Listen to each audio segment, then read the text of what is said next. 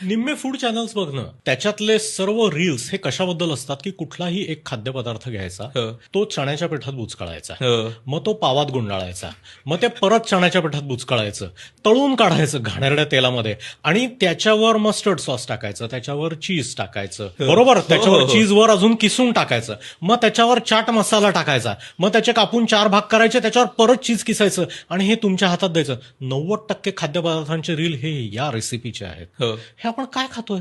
Nutritionally हे आपण हे काय करतोय आपण? म्हणजे या बॅड कॅलरीज नाही आहेत का? तर हे शेण आहे, ही माती आहे जी आपण खातोय ती. हे अन्न नाहीये, हे विष आहे. माझ्या घरी केलेला स्वयंपाक मी खात नाहीये, तो उद्या रिसायकलिंग मध्ये जातो आहे आणि मी हे बाहेर येऊन खातोय आणि घरी जाऊन सांगतो माझं ना सध्या जरा डाएट आहे, मला भूक नाहीये. ते फक्त चवीसाठी हे जेव्हा रस्त्यावर उभं राहून प्लेटमध्ये घेऊन चमच्यानी शेण खात असतात, तेव्हा ते फक्त माझ्यासारख्या डॉक्टरला जास्त मोठी गाडी घेता यावी याची EMI भरत असतात. चालू ठेवा. Physician, nutritionist, dieticians, cardiologist, vascular surgeons, आम्ही सगळे तुमच्या या भेळपुरीच्या पैशावर मोठ्या मोठ्या गाड्या घेणार आहोत, मोठ्या मोठ्या घरामध्ये राहणार आहोत. चालू ठेवा.